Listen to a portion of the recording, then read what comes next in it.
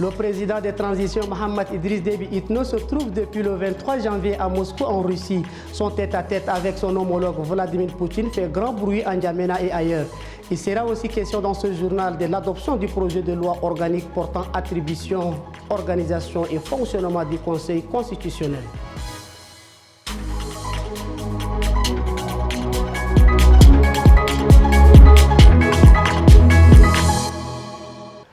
Bonsoir. Le Tchad et la Russie renforcent leurs relations à travers la visite du président de transition Mohamed Idriss Déby Itno à Moscou.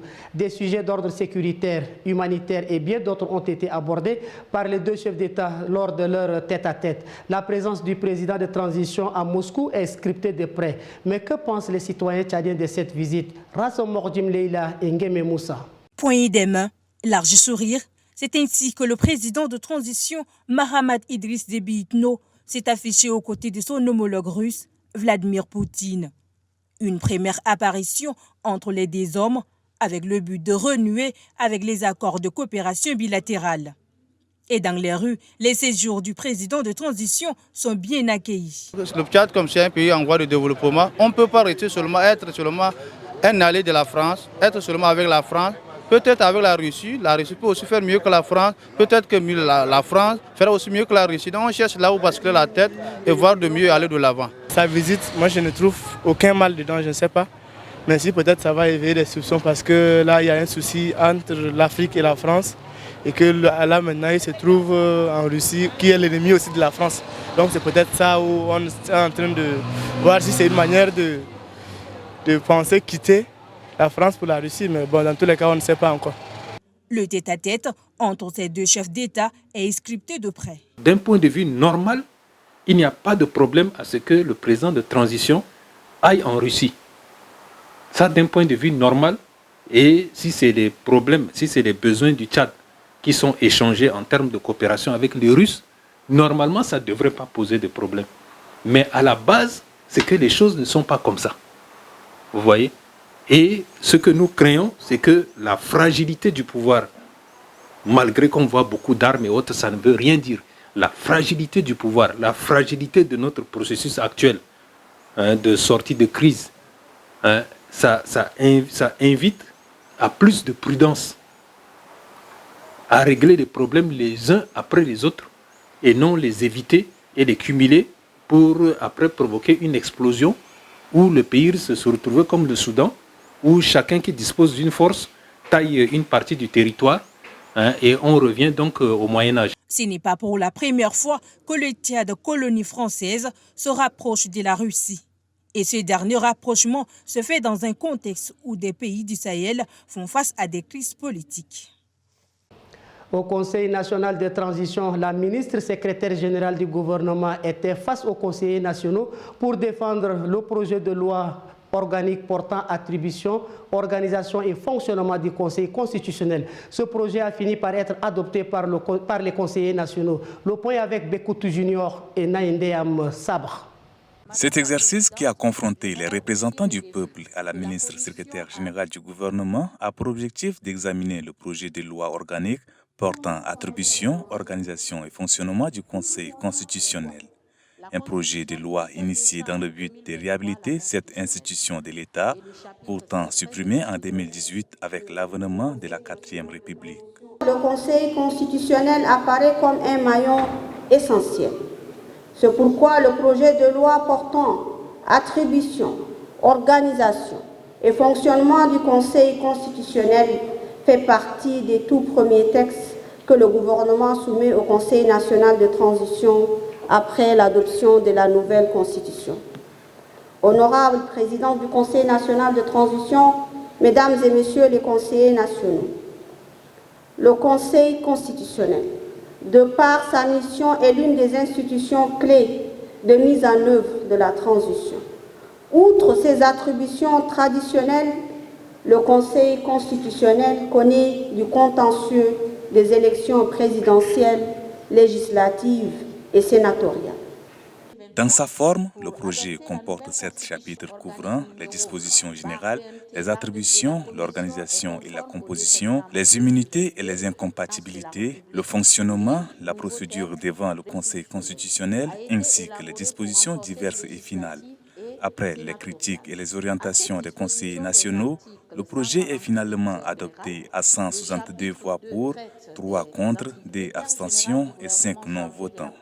Le ministre de l'Éducation a organisé ce jeudi 25 janvier à la Bibliothèque nationale une rentrée avec les chefs d'établissement et les acteurs nationaux pour annoncer la campagne de sensibilisation de géolocalisation des établissements scolaires. Suivez les détails avec Sanda Kapdana et Ralombaye Bonaventure. L'objectif de la mission est de sensibiliser et d'informer les acteurs sur l'opération de recensement de tous les établissements scolaires. Qu'ils soient publics, privés ou communautaires, cette mesure ne les épargne pas. Pour le ministre de l'Éducation, Ndolembaye Saden Jesada, ce recensement consiste à géolocaliser dans les établissements de deux, permettre aux écoles d'avoir des coordonnées GPS, enfin, d'élaborer des cartes scolaires fiables. La présente rencontre se situe donc dans le cadre de sensibilisation, prélude au lancement officiel donc de l'opération de géolocalisation. Le système d'information et de gestion d'éducation du ministère de l'Éducation nationale et de la promotion civique est caractérisé par des insuffisances fonctionnelles, organisationnelles et technologiques. Vous conviendrez avec moi que 80% d'établissements ne disposent pas des coordonnées géographiques. Malgré les multiples recensements effectués en interne ou en externe par le ministère en charge de la fonction publique ou celui des finances, la maîtrise du personnel enseignant demeure toujours difficile. Il faut noter que cette opération, qui est pour sa première dans l'histoire du pays, contribuera à jeter les bases d'une refondation véritable du système éducatif. Élevé dans l'ordre national des mérites français le 19 juillet 2023, Mohamed Ahmad Hasballa, consul de France à Abéché, a reçu officiellement sa distinction ce 24 janvier de la main de l'ambassadeur de France au Tchad, Éric Gérard. Suivez le reportage d'Endale Paul rendu par Judith Kamtar. C'est des mains de l'ambassadeur français Éric Gérard que Mohamed Ahmad Hasballa a reçu sa distinction. Nommé consul honoraire de la France à Abéché depuis le 25 juillet 2017, Mohamed Ahmad Hasballa s'est montré dévoué et exemplaire, des qualités reconnues par sa hiérarchie. Vous êtes, pour l'ambassade de France, un partenaire de confiance, toujours soucieux de nous éclairer sur la situation à Abéché, dans la province du Ouattay, quand on sait l'importance stratégique et le moment difficile qu'elle traverse. Vous exercez aussi votre rôle de chef d'îlot avec un grand sens du dévouement et une disponibilité exceptionnelle. Chef d'îlot est celui qui, dans les plans de sécurité, a un rôle fédérateur de contact en cas de difficulté. Très ému, le consul honoraire réitère son engagement à consolider les relations très anciennes entre Tchadiens et Français. Il a obtenu l'année passée un deuxième mandat de 5 ans. La signature de l'actualité en bref de ce jour porte la voix de Rassom Mordim Leila. Dans l'actualité en bref de ce jeudi, une mission dirigée par le président de l'organe de régulation de la gestion du pèlerinage séjourne en Arabie Saoudite, accompagnée d'une forte délégation pluridisciplinaire. La mission vise à s'imprégner des réalités de terrain, ce qui concerne le déroulement du pèlerinage. Par cette mission, la présidence entend prendre à temps toutes les mesures nécessaires pour que le pèlerinage 2024 ne souffre d'aucune difficulté sur le plan de quota des pèlerins. L'hébergement, la restauration à Médina, Makkah, Mina, Arafat et Mousdalifa, du transport aérien et interurbain et les services connexes. Le Centre d'études pour le développement et la prévention de l'extrémisme a organisé ce 25 janvier 2024 à son siège une table ronde sur la réconciliation nationale et le DDR. Ces assises qui ont vu la participation de personnalités venues de toutes les couches de la société visent à permettre à chaque acteur de s'informer et d'échanger en vue de participer à travers des diverses contributions à la réconciliation nationale et les programmes de DDR. Les participants vont débattre tout au long de cette table ronde sur 3 questions principales. principal, à savoir comment la réconciliation nationale et les DDR peuvent mettre un terme au conflit armé, instaurer une paix durable, favoriser la réconciliation et promouvoir les valeurs démocratiques et les écueils à éviter pour assurer la réussite d'une réconciliation. Pour clore cette actu, en bref, le ministre tchadien de l'Industrie et du Commerce, Ahmed Abdelkerim Ahmed, a ouvert ce jeudi 25 janvier 2024 à Koudougou la 8e session ministérielle du C4 et la Côte d'Ivoire, initiative sectorielle en faveur du coton.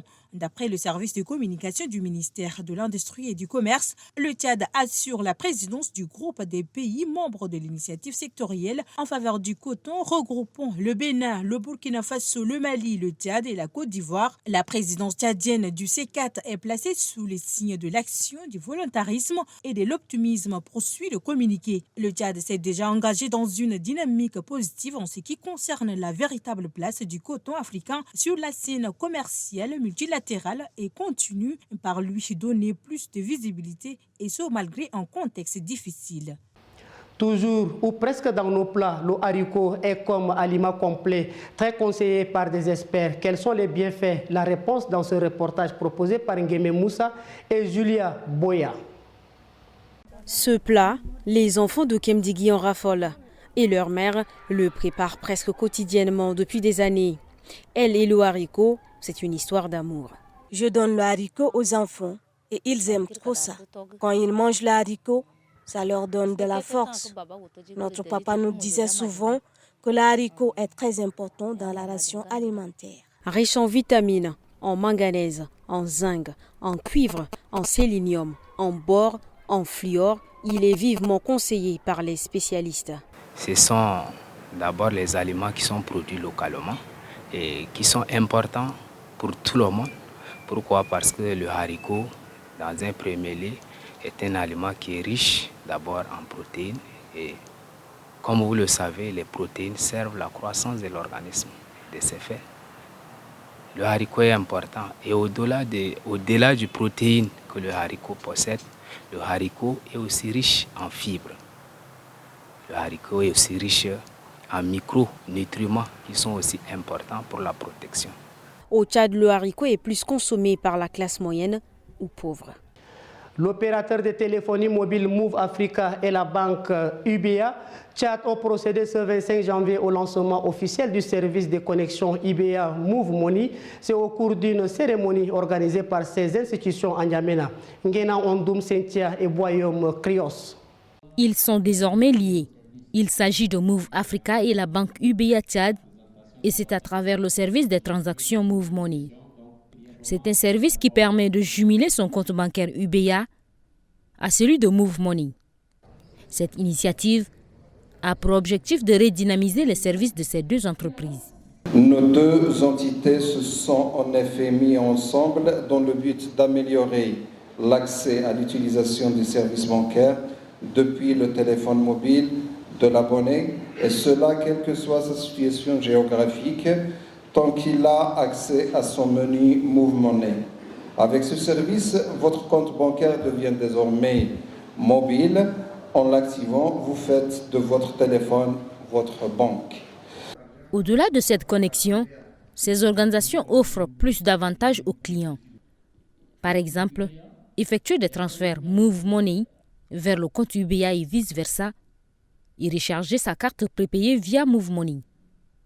Et à travers eux, il est possible de faire des transactions de plus de 400 000 francs CFA avec 590 francs pour des frais de transfert, et ce, peu importe le montant.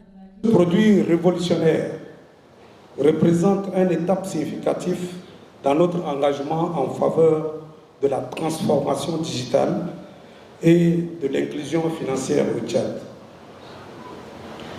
En permettant à nos clients de relier leur compte bancaire à leur portefeuille électronique, nous ouvrons une nouvelle opportunité pour offrir des services financiers accessibles et pratiques à un plus grand nombre de personnes à travers le pays.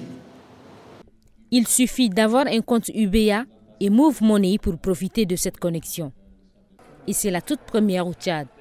Chers téléspectateurs, c'est tout pour cette édition d'information. Merci de votre fidélité et bonne suite de programmes sur Tchad Info TV.